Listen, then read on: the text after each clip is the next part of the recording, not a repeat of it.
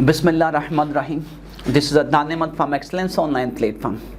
और आज हम डिस्कस कर रहे हैं सेकेंड ईयर पॉम सेक्शन के एमसीक्यूज में डिस्कस करने हैं 11 poems, 11 poets. We have different categories of MCQs. The first category is composition based. 11 poems हैं, 11 पोइट्स हैं। 20 एमसीक्यूज में से 1 या 2 आप देखेंगे इसमें से आ जाएंगे यहाँ पे। 7 ages of man was compose by the man of life upright was written bye.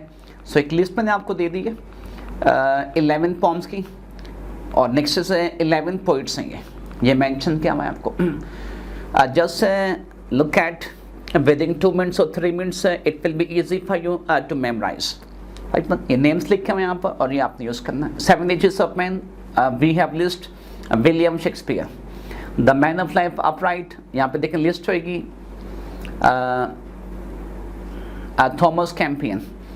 Samson Agonistes mention किया है, जॉन कीट्स लिखा हुआ है यहाँ पे। And essay on man Alexander Pope है। सॉलिटरी रेपर विलियम वर्डवर्थ है। Music man of voices dry P B Shelley mention किया है।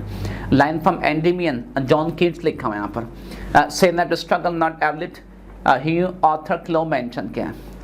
Next we have line from Ulysses Tennyson लिखा हुआ है इसमें। और the lost star Pakistani poet हैं जी अलाना है। And elegy written in a country churchyard Thomas Gray mention किया है। So we have 11 poems and 11 poets. Quite easy, you can do. 7 Age of Man.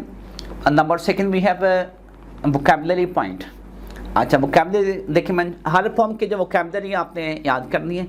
So we have 2 questions of vocabulary. One is section B, subsection D. जो grammar section है आपका, उसमें 3 questions आते हैं। 1 is contextual vocabulary. Apart from contextual vocabulary वो जो आपको दे रहे हैं, ये एमसीक्यूज में भी आपको दे सकते हैं। ये मेंशन की सेंस लिखा हुआ है, विदाउट है, ऑब्लिवियन फॉरगेटफुलनेस है। Number next is weak legs लिखा हुआ है, स्लीपर पैंटालून, लूज ट्राउजर्स है, wise quotation, wise statement, good statement, and these all the vocabulary part है। ये हमने डिस्कस कर लिया था, इसमें मैं जानूंगा नहीं। All are the vocabulary part, ये भी आपको देखना है इसमें।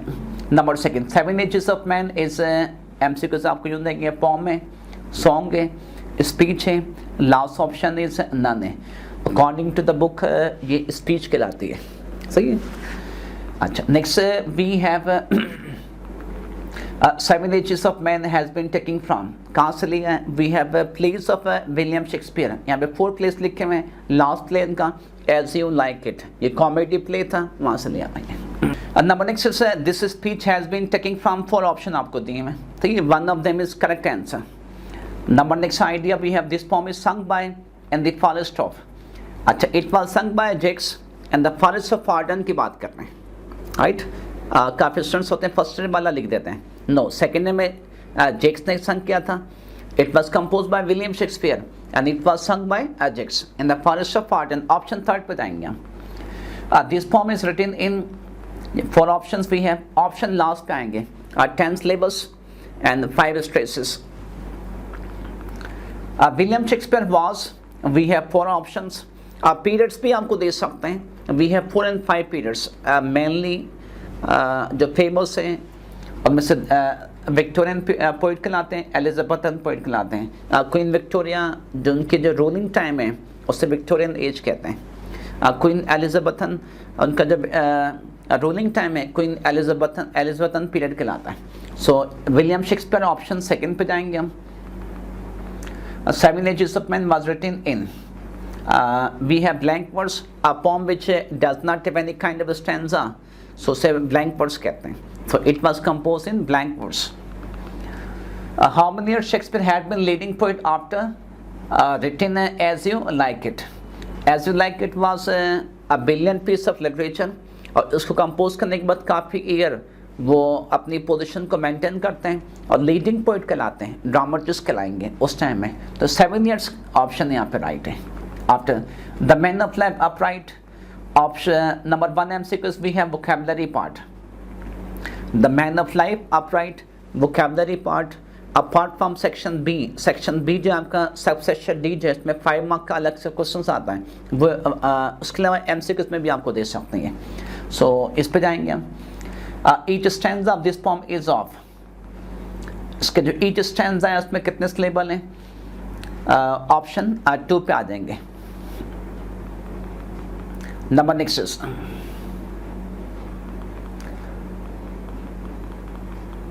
इसको थोड़ा सा repeat, the man of life upright, कि हमने डिस्कस किया भी यहाँ पर, तो ऑप्शन बी पे हम आएंगे यहाँ पर।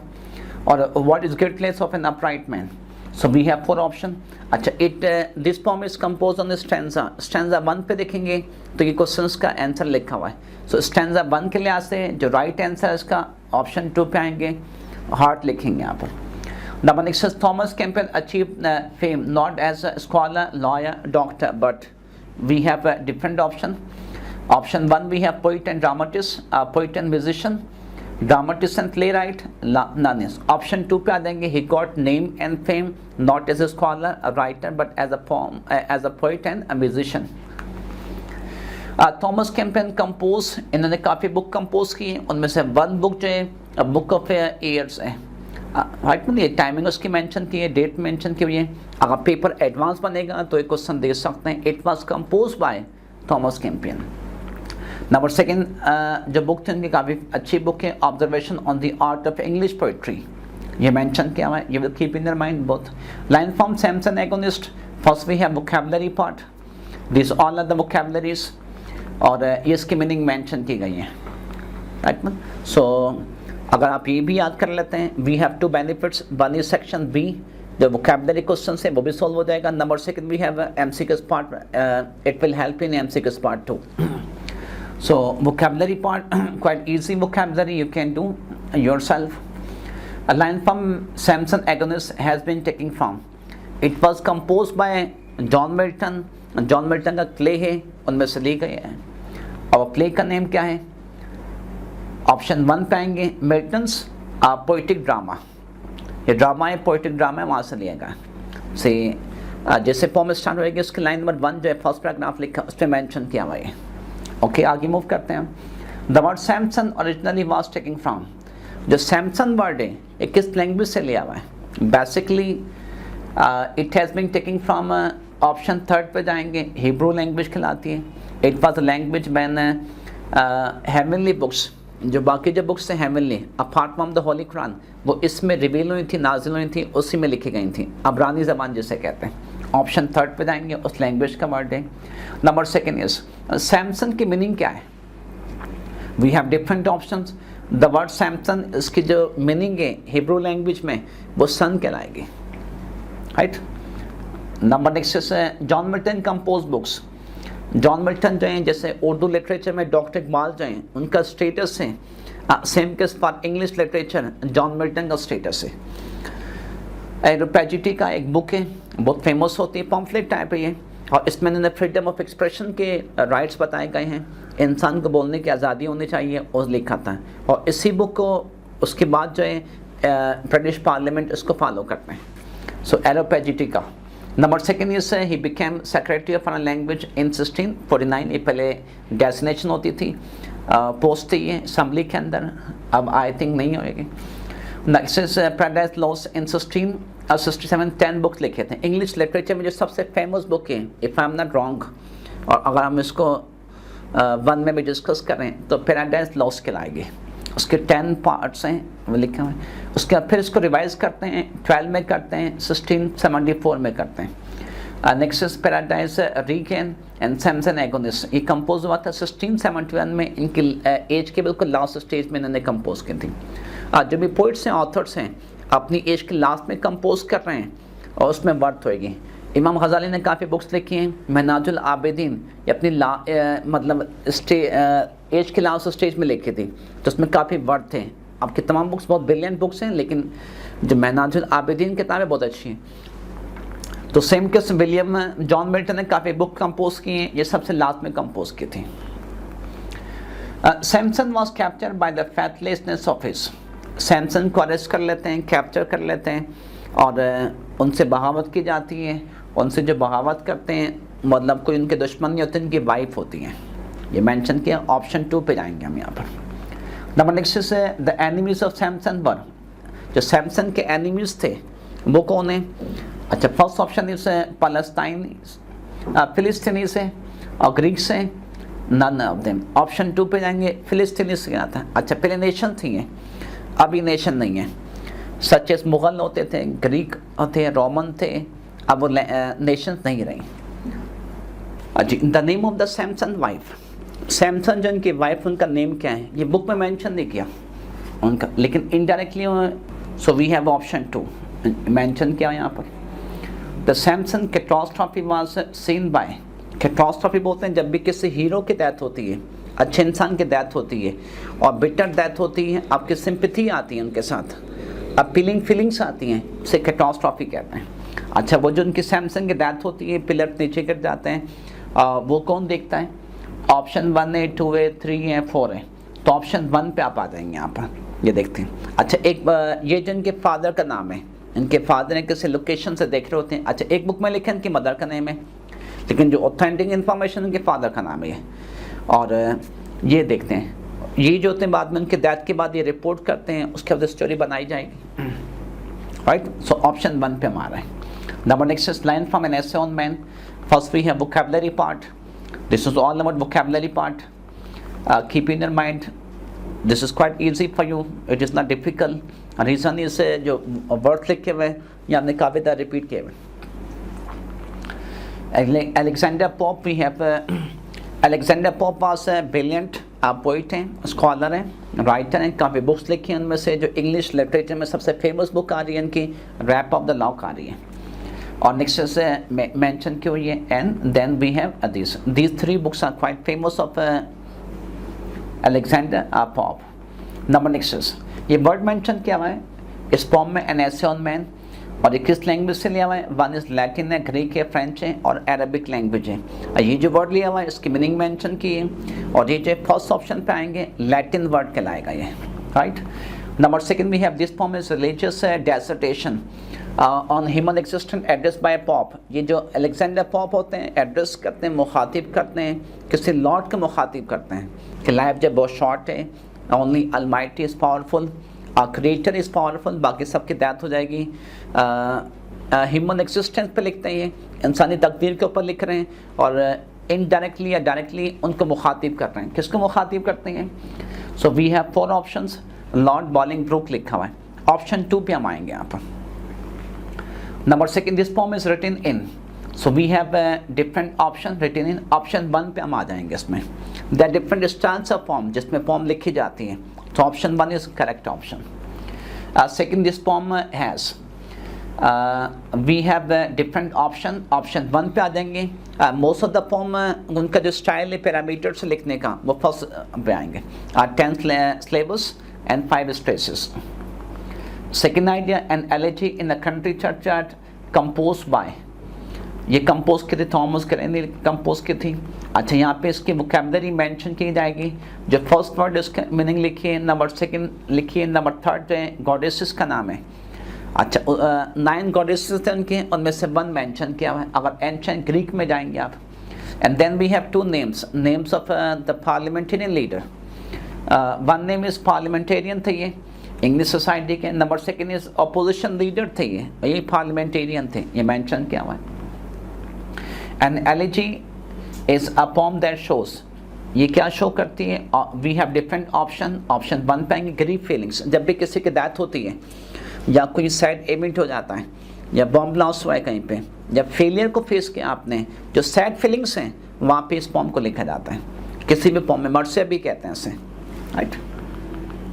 Second is the solitary reaper लिखा हुआ है। First we have vocabulary part, all are the vocabulary part, you will keep in your mind this vocabulary. Number second, William Wordsworth. First title is Poet of Nature. Since class 6, class 9th, you have been discussing, you have been taught.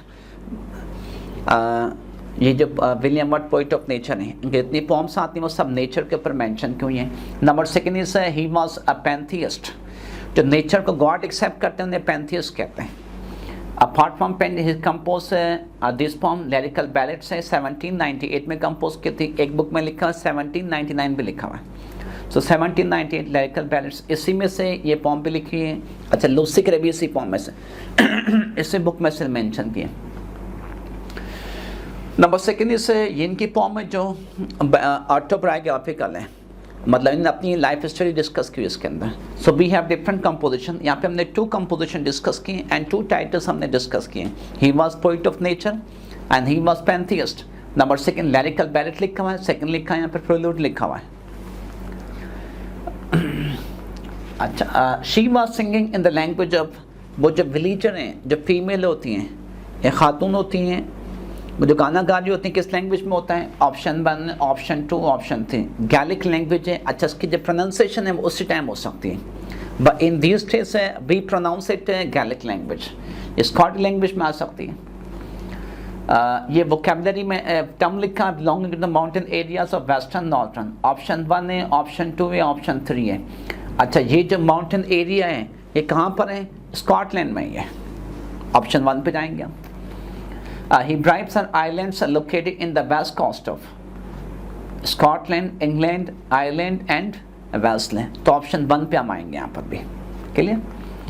This poem has, we have these option. So option 1 is correct option. Okay.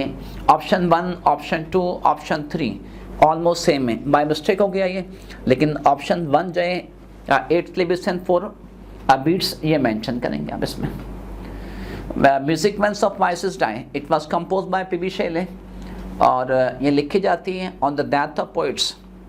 Mother हैं, father हैं, beloved हैं and friend हैं. तो इनकी beloved की death होती है, उसमें फॉर्म लिखते हैं music once of voices die. Number next MCQ पे हम आएंगे. P.B. Shelley, Faustus Hughes was expelled from the university circulating pamphlet necessity of atheism. अच्छा, ये जो थे वो लास्ट में एथिस्ट बन गए थे. ही वॉज क्रिश्चियन, और जो कुछ पम्फलेट थे, बैनर थे, वो सर्कुलेट कर रहे थे यूनिवर्सिटी में नेसेसिटी ऑफ एथिज्म, और इनको वहाँ से निकाल देते हैं. इन पर काफ़ी चार्जेस हैं, ब्लेम्स हैं. इनकी पर्सनल लाइफ भी इतनी अच्छी नहीं है. Number next, he was his famous compositions are, इनकी जो बहुत अच्छी कंपोजिशन है, फर्स्ट कंपोजिशन, सेकंड कंपोजिशन, ये बहुत फेमस कंपोजिशन है. In papers you will be given this, if it as I can recall 2014 या 15 में शायद ये दिए हैं एक क्लास है. Line from Endymion, vocabulary part, they all are the vocabulary part we हैं. Right, clear? Number second option is line from Endymion. It was composed by author Hugh Claw. No, line from Endymion. It was composed by John Keats ने compose किया था. And John Keats is a poet of beauty कहलाते हैं. Okay, लेकिन यहाँ पे by mistake लिखा हुआ है यहाँ पर say not struggle not ablit. ये फॉर्म में it was composed by author Hugh Claw mention करते हैं. author Hugh Claw was images होते हैं यहाँ पे.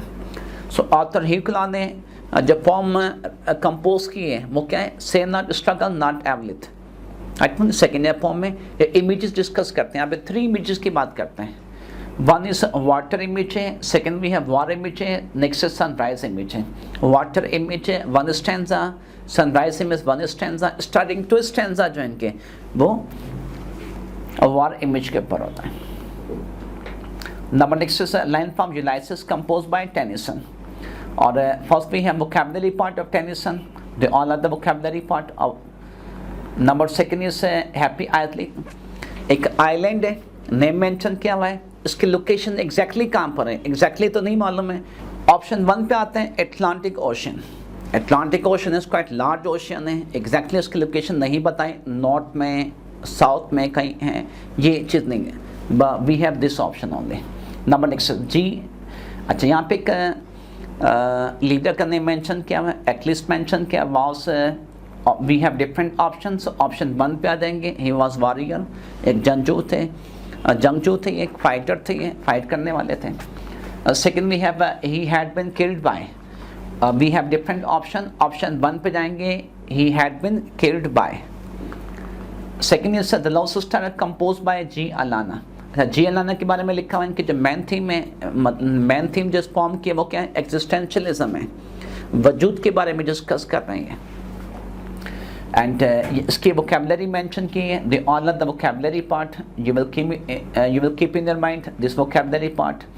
और जी अलाना, गुलाम अली अलाना, काफ़ी इनके टाइटल्स हैं, काफ़ी डेस्टिनेशन है, काफ़ी सर्विसेज हैं, ये मेंशन की हुई हैं. At the age of 35 general secretary बनते हैं. He was politicians, he was businessman, he was poet, and he was teacher too, he was author. लेकिन जो बुक में मेंशन कि हम डिस्कस करते हैं 35 एज में अपना पॉलिटिकल करियर स्टार्ट करते हैं और सेक्रेटरी जनरल बनते हैं, मुस्लिम लीग के बनते हैं, और फाइनेंशियल सेक्रेटरी बनते हैं, पाकिस्तान मुस्लिम लीग के बनते हैं। अच्छा, नेक्स्ट पे देखिए, he had been mayor of Karachi. ये बहुत कम लोगों को मालूम है, कराची के नाजिम भी रह चुके हैं ये, और member of west Pakistan legislative. अच्छा, लॉयर भी थे ये, तो उसकी उस जो काउंसिल है उसके मेंबर भी रह चुके हैं। He was elected as vice president of economic committee of the Assembly in United States 1962 में वाइस प्रेसिडेंट भी रह चुके हैं। यूनाइटेड नेशन ने कमेटी बनाई थी, उसके मेंबर भी हैं ये। Number next, he was elected the chairman of the UN Commission, human right के जो चेयरमैन होते हैं, और 1975 to 1976 ये उसके चेयरमैन भी रह चुके हैं। काफ़ी डेस्टिनेशन है, इंटरनेशनल सर्विसेज ने की हैं। This is all about vocabulary. This is all about poetry section of second year class. जो भी आपकी क्यूरीज हैं जो मैंने डिस्कस नहीं किया इसमें क्वेश्चंस में, मतलब आप समझते हैं सर इसका एमसीक्यूज का क्या आंसर है और इसके अलावा क्या एमसीक्यूज बन सकते हैं, आप नीचे इसमें लिख देंगे, कुछ टाइम बाद आपको रिप्लाई मिल जाएगा। Thank you.